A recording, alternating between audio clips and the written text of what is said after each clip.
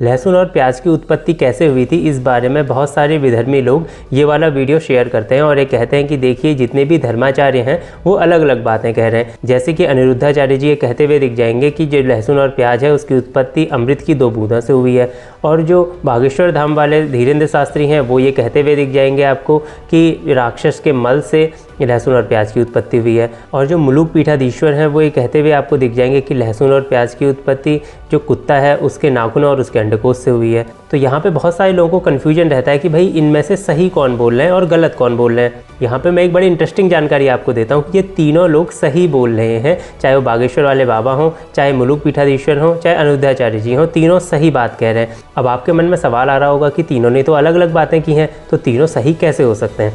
तो मेरा ये वीडियो आप पूरा देखिए, लास्ट तक देखिए, जिससे कि आपके समझ में पूरा कॉन्सेप्ट बिल्कुल क्लियर हो जाए। इसके लिए आप मेरे चैनल को सब्सक्राइब कर लीजिए, वीडियो को लाइक कीजिए, और वीडियो पूरा देखने के बाद इस वीडियो को ज़्यादा से ज़्यादा लोगों के साथ शेयर जरूर करना आप लोग। सबसे पहले बात कर लेते हैं अनिरुद्धाचार्य जी के बारे में। उन्होंने बोला कि जो अमृत की 2 बूंदें गिरी थी उनसे एक में से लहसुन हुआ, एक में से प्याज हुआ, इसलिए लहसुन और प्याज की यहाँ पे उत्पत्ति हुई है। और आपको पता ही होगा कि जब समुद्र मंथन में अमृत निकला था तो राहु अमृत पीने लग गया, और जैसे ही भगवान को पता चला कि राहु अमृत पी रहा है, भगवान ने अपने सुदर्शन चक्र से उसका गला काट के अलग कर दिया। ये आप कहानी आपको पता ही होगी। तो वहाँ से जो अमृत की 2 बूंदें निकली उनसे लहसुन और प्याज हुआ, ये घटना आपको पता होगी। उसके बाद दूसरी बात मैं कर लेता हूँ बागेश्वर धाम सरकार, जो ये कह रहे हैं कि जो राक्षस का मल था उससे लहसुन और प्याज की उत्पत्ति हुई। बागेश्वर धाम सरकार की ये बात भी बिल्कुल सही है, क्योंकि जब राहु ने जैसे ही अमृत पीना शुरू किया, भगवान को जैसे ही पता चला, भगवान ने अपने सुदर्शन चक्र से राहु का गला काट दिया, और राहु के मुंह में जो अमृत की बूंदें थी वो राहु के गले से होती हुई ज़मीन में गिर गई, और वहीं से लहसुन और प्याज की उत्पत्ति हुई। अब आप यहाँ पे खुद सोच के देखिए कि अगर किसी व्यक्ति के शरीर से कोई चीज़ बाहर निकल रही है, मल होता क्या है, शरीर से जो बाहर निकलता है उसे ही तो मल कहा जाता है। तो जो अमृत की बूंदें राहु के कटे हुए गले से नीचे निकली उसे राहु का मल ही तो कहेंगे। और बागेश्वर धाम सरकार ने ये कहा है कि जो राक्षस का मल था उससे लहसुन और प्याज की उत्पत्ति हुई थी। मल होता क्या है, यानी कि वेस्ट पदार्थ, यानी कि जो कोई शरीर है, हमने कुछ खाया और हमारे शरीर से वो चीज़ बाहर निकली, तो जो बाहर निकल रही है उसे ही तो हम मल कहेंगे। वैसे ही राहु ने अमृत पिया और उसके शरीर को भगवान ने काट दिया, तो उसके गले से जो 2 बूंदें निकली वो राहु का मल हो गया।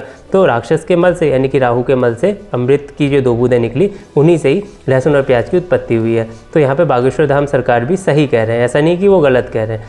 तीसरी बात यहाँ पे आती है कि भाई जो मुलुक पीठाधीश्वर ने बोली है कि जो कुत्ते के अंडकोश और नाखूनों से ये जो लहसुन और प्याज है इसकी उत्पत्ति हुई थी, तो वो भी सही बोल रहे हैं। क्योंकि जो केतु है, क्योंकि राहु और केतु भगवान ने 2 अलग कर दिए थे ना सुदर्शन चक्र से, तो जो केतु है, केतु को कुत्ते का प्रतीक माना जाता है।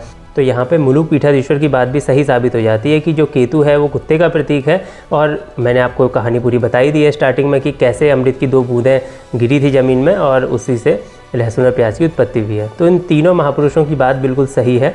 आप ये मत सोचिए कि इन्होंने अलग बोला है, इन्होंने अलग बोला है, इन्होंने अलग तरीके से बोला है, बात वही है, सेम टू सेम। तो यहाँ पे आपको पूरी जानकारी समझ में आ गई होगी। अगर आपको ये वीडियो सच में कुछ इन्फॉर्मेटिव लगा तो चैनल को सब्सक्राइब कीजिए, वीडियो को ज़्यादा से ज़्यादा लोगों के साथ शेयर कीजिए, और वीडियो को लाइक करना बिल्कुल भी आपको नहीं भूलना है।